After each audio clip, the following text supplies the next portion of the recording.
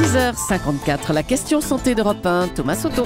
Qui, pour soigner un bobo, n'est pas allé farfouiller dans son armoire à pharmacie, histoire de trouver un petit cachet qui fera bien l'affaire? C'est ce qu'on appelle l'automédication. Bonjour, docteur Kierzek. Bonjour Thomas. Non seulement on le fait tous, mais on le fait de plus en plus, non? Un petit coup sur Internet et c'est réglé.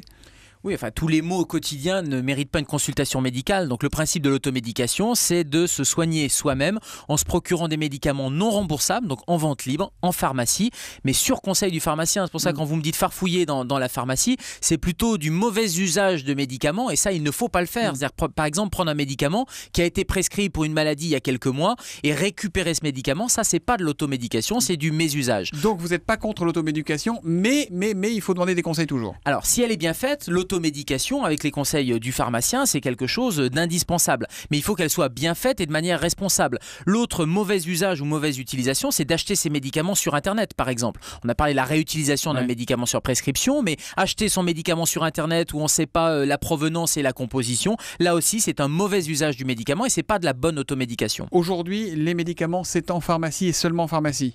Alors aujourd'hui, c'est en pharmacie en ligne aussi. Vous pouvez trouver des sites qui sont tout à fait fiables.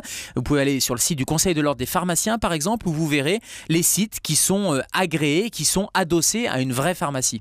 On va prendre un cas simplissime. L'aspirine, on n'a aucune raison de se méfier. On n'a pas besoin de conseils, on n'a pas besoin de consulter notre pharmacien au coin de la rue. Alors c'est un très bon exemple, Thomas, l'aspirine, parce que c'est un médicament dont on a l'impression qu'il est complètement anodin et qu'on le prend à la légère. Or, c'est un médicament avec des effets secondaires. L'aspirine, c'est un anti-inflammatoire et il a des interactions, il va interagir, il risque de donner des effets secondaires si vous avez un traitement anticoagulant, par exemple, parce qu'il va faire saigner. Le deuxième effet secondaire de l'aspirine, c'est qu'il fait des trous dans l'estomac.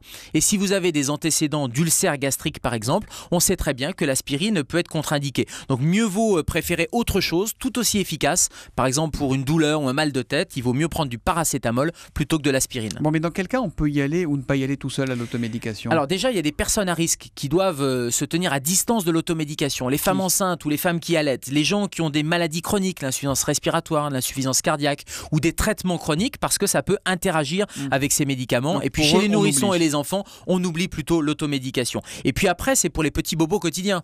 Qu'est-ce qu'on peut prendre? On peut prendre par exemple les brûlures d'estomac. Donc si vous avez des brûlures occasionnelles, vous pouvez prendre des pansements gastriques dans votre pharmacie. Par contre, le conseil, c'est que si cette douleur ne passe pas, et c'est vraiment un conseil valable pour tous les médicaments d'automédication, ça doit être sur des durées courtes, pas plus de 4-5 jours. Si c'est brûlure d'estomac, si c'est pas passé, il faut consulter, et notamment si la brûlure de l'estomac ne passe pas, il faut consulter votre médecin parce qu'il y aura peut-être une fibroscopie à faire. Et ça va bientôt être de saison pour le rhume par exemple. Qu'est-ce qu'on fait? Alors pour le rhume, vous avez un certain nombre de médicaments, on se mouche et alors on a tendance à prendre des médicaments avec ce qu'on appelle un vasoconstricteur, vous savez, pour resserrer les vaisseaux et empêcher que ça coule, c'est ce qu'on appelle de la pseudoéphédrine. Eh bien c'est un médicament qui a des effets secondaires, donc là aussi attention à l'automédication. Je vais vous dire, le mieux c'est de se laver le nez avec du sérum physiologique, prendre du paracétamol et attendre que les symptômes passent, et si ça ne passe pas, consultez votre médecin. La question santé du docteur Kierzek, il est aux urgences la nuit et avec nous sur Europe 1 tous les matins à 7h-5. Bonne journée Gérald. Bonne journée Thomas.